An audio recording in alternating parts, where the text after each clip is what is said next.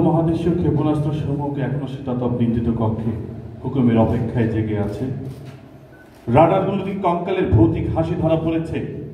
মানব সভ্যতা কি মানুষের হাতেই ধ্বংস হবে পেট্রোল দগ্ধ একটি গোলাপ ফুলের শরীরের মতো? তৃতীয় বিশ্বযুদ্ধের অস্থির মোড়ার ভিতর দিয়ে হাঁটতে হাঁটতে বল হুঁশিয়ার, গোটা বিষাক্ত বললাম তোমার হে ঘাতক সভ্যতা, ঘাতক তুমি যতই লুকাও বাংলার সাংবাদিক সমাজ তোমার বিনাশ করবেই করবে।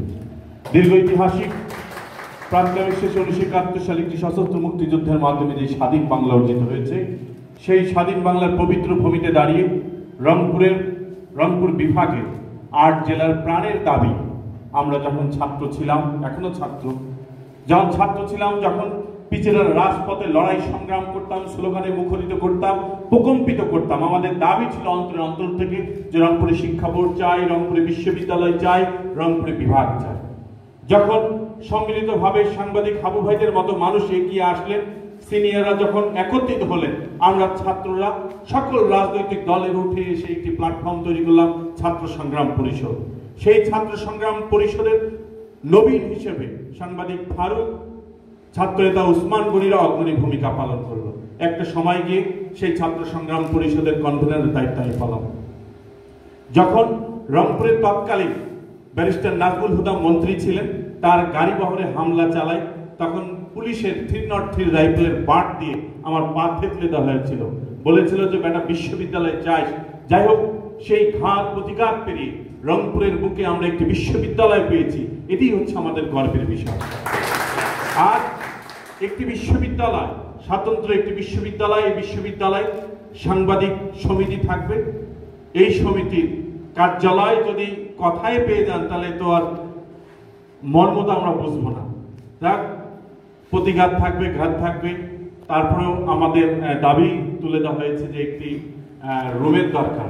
তাই মনে করি যে শুধুমাত্র আলোচনার টেবিলে বা বক্তব্যের মঞ্চে অথবা তারপরে আমাদের সাউন্ড স্পিকারের সামনে ভাষণ দিলে রুম হবে না। আমরা সাংবাদিকরা আজকে যেভাবে আপনারা ঐক্যবদ্ধতা দেখিয়েছেন, আমার প্রেমময় সাদাগুলো চোখ আপনাদেরকে আকৃষ্ট করে রেখেছে যে আপনাদের সকলের পাঞ্জাবি পরিধানের মধ্য দিয়ে আপনারা সবাই একত্রিত হন, সংখ্যায় কম হলেও সরাসরি আমাদের উপাচার্যের কাছে যান যে আমাদের সর্বোচ্চ অভিভাবক আপনি, আমাদেরকে রুম দেন, না দিলে আমরা বের হব না, আমাদেরকে রুম দিতে হবে। এখানে কোন রকম দ্বন্দ্বের কথা বলছি না, ভায়োলেন্সের কথা বলছি না। আমরা আমাদের অভিভাবকের কাছে চাই। আমি যখন আমার বাবার কাছে ভালো কাপড়ের জন্য বলতাম, বাবা নিতে দেন না, বলে যে না এখন নেওয়া যাবে না। আমি বাবার কাছে দণ্ডা করে বসে থাকতাম যে দিবেন না কেন, দেন। তারপরে কাঁদতাম, যখন উচ্চশিক্ত অবস্থায় হতাম, আমার মা তখন গগন বিদারী কান্নার হাজারি তুলতাম। যেই সন্তানকে 10 দিন গর্ভে ধারণ করেছি, সেই সন্তান যদি একটি বুক বেঁধে আশা প্রত্যাশা করে, তাহলে সেটি আপনি কেন দিবেন না, দেন। তো ঠিক তেমনি ভাবে আপনারা আপনাদের দাবিকে জায়গা মতো পৌঁছানোর মধ্য দিয়ে সকল শিক্ষক, সকল শিক্ষার্থী ঐক্যবদ্ধ হবে, ঐক্যবদ্ধ হওয়ার মধ্য দিয়ে আপনাদের কাজ হবে। আর যে কারণে আপনারা আমাকে, যে কারণে বলবো না, আমি কি কারণে যে আজকে এখানে উদ্বোধন করলাম, সে এত বড় মাপের মানুষও আমি নই। তারপর আমি কৃতজ্ঞতা প্রকাশ করছি। আর 2-4-5 মিনিটের বক্তব্যের মঞ্চ দিয়ে এবং ব্যানারের নামের মধ্য দিয়ে এই বেরোবি সাংবাদিক সমিতির কাছে চিরজীবন ঋণী হয়ে থাকলাম। আপনাদের রুম হওয়া মাত্রই আমি আমার জায়গা থেকে সর্বোচ্চ আন্তরিকতার আসবাবপত্র অথবা কম্পিউটারের ব্যবস্থা আমি আপনাদের জন্য করে দেব। পরিশেষে আমি শুধু একটি কথা বলবো, যে আজ থেকে 48 বছর পূর্বে প্রেমিকার আরতি থেকে, বউয়ের বাসন ঘর থেকে, মায়ের আঁচল থেকে, বাবার আর্তনাদ থেকে, শিক্ষকের শিক্ষাদান থেকে সবকিছুর মায়া ত্যাগ করে ঝাঁপিয়ে পড়েছিলেন মহান মুক্তিযুদ্ধে। মহান মুক্তিযুদ্ধে যারা ঝাঁপিয়ে পড়েছিলেন তারা আপনাদের মতো আমাদের মতো টকটকে তরুণ নওজোয়ান ছিলেন। বঙ্গবন্ধুর ডাকে সাড়া দিয়ে দীর্ঘ 9 মাস রক্তক্ষয়ী সংঘর্ষের মধ্য দিয়ে 2 লক্ষ মা বোনের ইজ্জত হারানোর মধ্য দিয়ে পৃথিবীর ভূখণ্ডে আমরা পেয়েছি 56,000 বর্গমাইলের একটি স্বাধীন সার্বভৌম রাষ্ট্র। আমরা জানি যেই মুক্তিযুদ্ধ সংগঠিত হয়েছিল গণতন্ত্র, সমাজতন্ত্র, বাঙালি জাতীয়তাবাদ, ধর্মনিরপেক্ষতার উপরে, যেই মুক্তিযুদ্ধ সংগঠিত হয়েছিল যে দুমুঠো ভালো মতো ভাত খাওয়ার জন্য, যেই মুক্তিযুদ্ধ সংগঠিত হয়েছিল আমার মা বোন তার প্রকাশ্যে জীবন যাপন করবে, কোন রকম নিরাপত্তাহীনতার বেষ্টনীর মতো ভুগবে না। মুক্তিযুদ্ধ সংগঠিত হয়েছিল যে আমার মায়ের কোলে একটি সন্তান উচ্চ শিক্ষায় শিক্ষিত গ্রহণ করবে, কিন্তু আজ এই বাংলায় নুসরাতকে অধ্যক্ষের কারণে পুড়িয়ে হত্যা করা হয়। আজ এই বাংলায় জমির বিরোধের কারণে 5 বছরের ঘুমন্ত তুহিনকে তার বাবা কান কেটে লিঙ্গ কেটে হত্যা করে, শুধু হত্যা করে ক্ষান্ত নয়, তার পেটে ছুরি দিয়ে অপর পক্ষে ফাঁসানোর জন্য নাম লিখে দেওয়া হয়। আজ এই বাংলাদেশে 7 বছরের সাইমাকে ধর্ষণ করবার জন্য তার যৌনাঙ্গ ব্লেড দিয়ে কেটে বড় করা হয়। আজ এই বাংলাদেশে বিচার সালিশের নামে স্বামী স্ত্রীর সামনে শাশুড়ির সঙ্গে জামাইয়ের বিয়ে দেওয়া হয়। আজ এই বাংলাদেশে আর কত ঘটনা বলতে চাই না।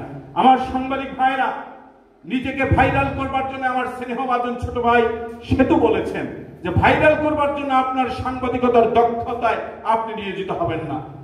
অনেক ভালো ভালো কাজ হচ্ছে, সেই কাজগুলোকে তুলে ধরুন।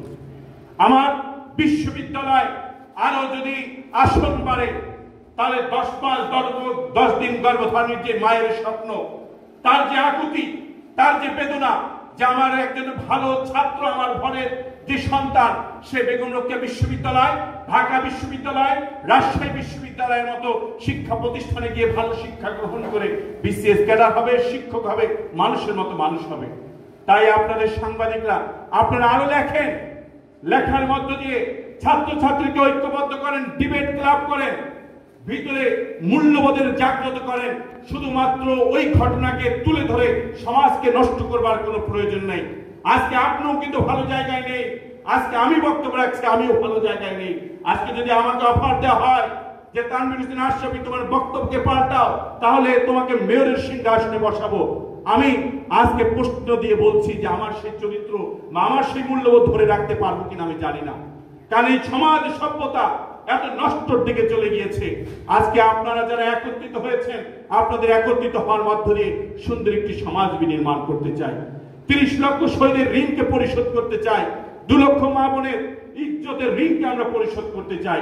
যাই হোক, এই জায়গায় কথা বলে আসলে আমি অন্যদের মতো ব্যস্ততা দেখিয়ে চলে যেতে চাই না। আপনারা সুন্দর আয়োজন করেছেন, সকলের বক্তব্য সকলেই যদি শুনে তাহলে ভালো হয়। আসলে আমার বক্তব্য আপনাদেরকে শোনালাম, শিক্ষকদেরকে শোনানোর সৌভাগ্য আমার হয়নি। তারা সবাই ব্যস্ত, আমরা ব্যস্ত কিনা আমি জানি না, সাংবাদিক হাবু ভাই ব্যস্ত কি জানি না। তারপরে আমি মনে করি যে আপনারা যার কথা শুনবার জন্য যাকে চয়েস করবেন, সহ সবাইকে শুভেচ্ছা এবং অভিনন্দন কৃতজ্ঞতা জানিয়ে, আমার হাবু ভাইকেও শুভেচ্ছা কৃতজ্ঞতা জানিয়ে বক্তব্যের মঞ্চ থেকে বিদায় নিচ্ছি। তবে হিমালয়ের মতো বুক চেঁচিয়ে একটু কথা বলতে চাই যে আজকের সাংবাদিক ইউনিটি করছেন, সমিতি করছেন, কালকে মাহফুজ ইসলাম বকুল থাকবে না, সঞ্চালক থাকবে না, আপনাদের নবীনরা আসবে, নবীনদের পদচারণা মুখরিত হয় সবকিছু, আপনারা তাদেরকে সেভাবে নিয়ে আসবার চেষ্টা করবেন। এই আশায় প্রত্যাশা ব্যক্ত রাখছি। উজ্জ্বল সম্ভাবনাময় সোনালী ভোরের প্রত্যাশায় শুধু এই তানভীর হোসেন আশরাফি নিয়ে আপনাদের সকলের ঘুম ভাঙুক, সেই আশা সেই প্রত্যাশা ব্যক্ত রেখে মাইক্রোফোন ছেড়ে দিলাম। তবে আপনাদের সঙ্গে আছি, আপনাদের সঙ্গে থাকবো। আল্লাহ হাফেজ। কিছু কিছু মানুষ মাইক্রোফোন হাতে নিলে মাইক্রোফোন তার সুর চেঞ্জ করে, শ্রোতারা তাকিয়ে থাকে চাঁদ পাখির মতো। সেরকম একজন মানুষ আমাদের শ্রোতা তানভীর হোসেন আশরাফি ভাই, রংপুর বাংলা চোখের প্রতিষ্ঠাতা চেয়ারম্যান। ভাইকে অসংখ্য ধন্যবাদ, কৃতজ্ঞতা, ভালোবাসা, আরো অনেকগুলো শব্দ ভাই প্রয়োগ করা যায় এই পর্যায়ে।